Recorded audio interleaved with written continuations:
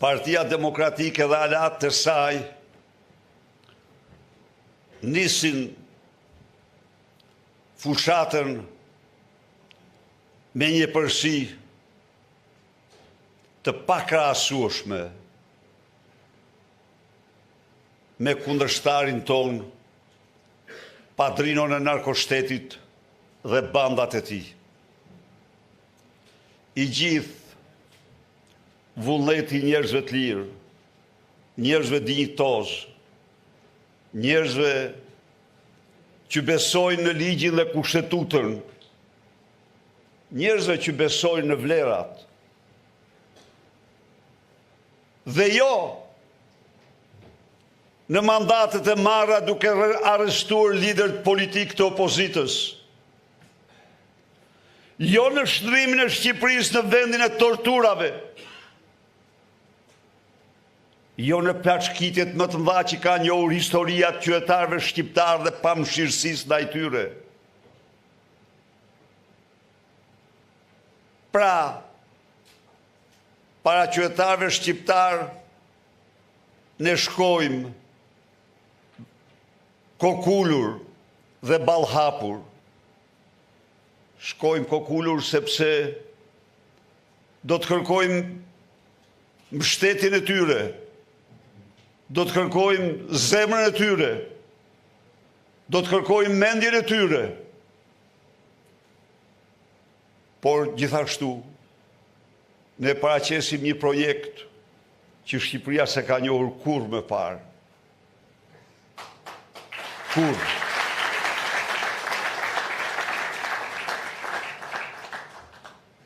Ne paraqesim një projekt në pamje të parë i largët pak. Shqipëria madhështore. Por ne paraqesim një projekt që është absolutisht ëndra më e bukur, ëndra më e bukur e ditës dhe jo e natës, e çdo shqiptari, e çdo adhetari, e çdo njeriu punëtor, e çdo njeriu të lirë, e çdo njeriu me dite.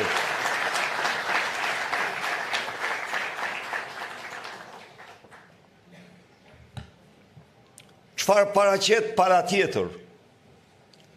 Paraqet Hardhuc, paraqet Zhapi, paraqet Bretkoca, Zhaba, dhe tani sfundi i kanë ngel në gojë ku je kujtim, jepi ato musteqe ose bëj diçka me të se çmellet pas musteqeve tua burrë dhe kaptë. Ku e kam kujtimin? Ha, bravo. Ti kujtim se unë e ti e njohim atë nga ana psikologjike. Ja din ti arsyet pse ka atë, ai po tjetër punë tani. Nuk është çështje e kësaj mbledhje.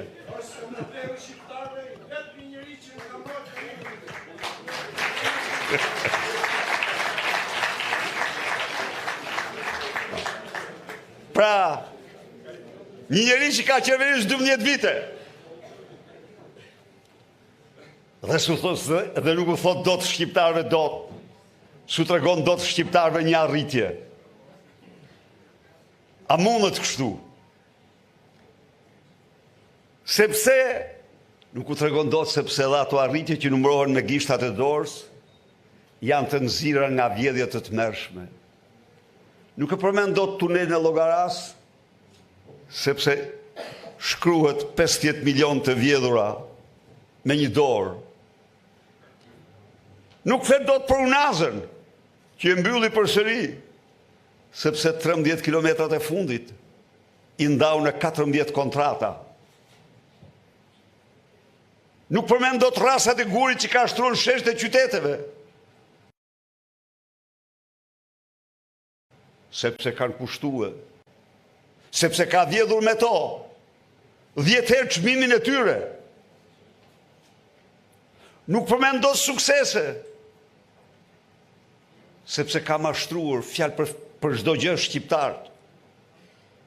Se u thoshte ujë 24 orë. Dhe tani ujë më keq se kur.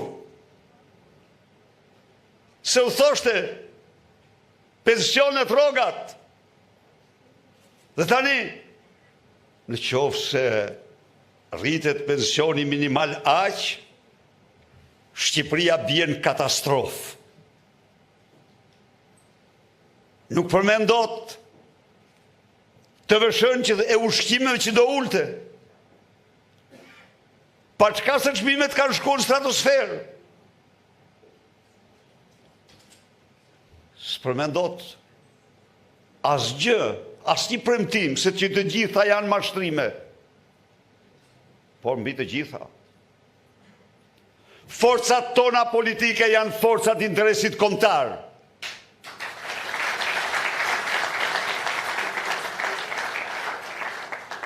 Ne zbashku përfaqësojmë interesin kombëtar të qytetarëve shqiptar. Çfarë përfaqëson ai? Çfarë përfaqëson ai? Ai përfaqëson armikun, një nga armiqtë më të egër të kombit në të gjitha kohrat. Ai përfaqëson njeriu.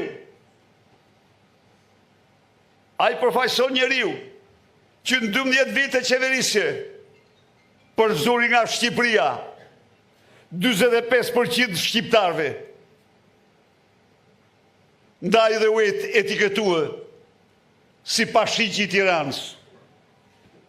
Ai përfaqëson njeriu e parë në Europë që vuri sanksione shtetit pavarur të Kosovës për llogarit Beogradit.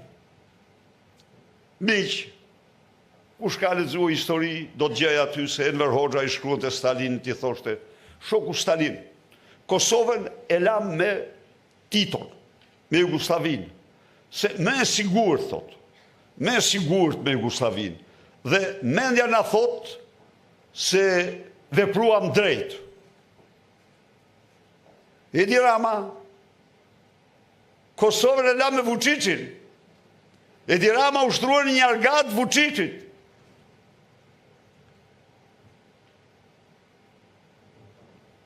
Dy ditë më parë Departamenti i Shtetit dënoi. Sekretari Marco Rubio dënoi Dodikun. Edi Rama hesh si fije e barit për aktet e tij destabilizuese.